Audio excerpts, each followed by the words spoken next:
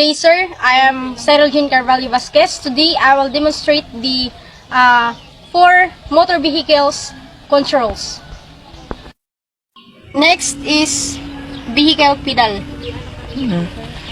So, here are the accelerator.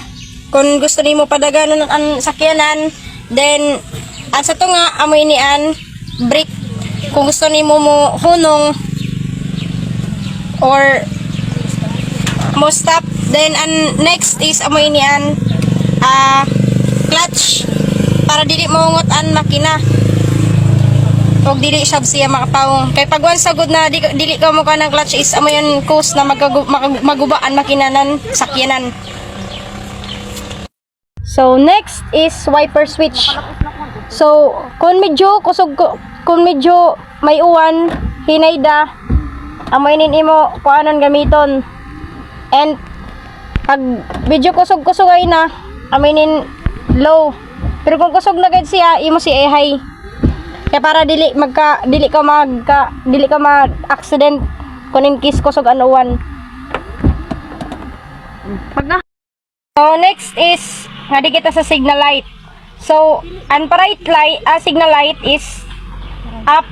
Then ang obos amoy ni ang pa-left na signal light. Next is amoy niyan kuan inin light switch.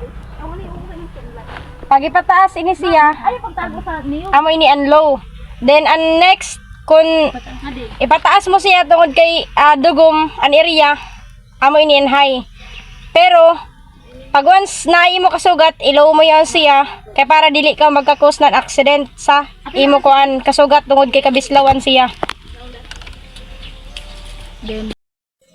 Next is I will demonstrate the gear shift stick.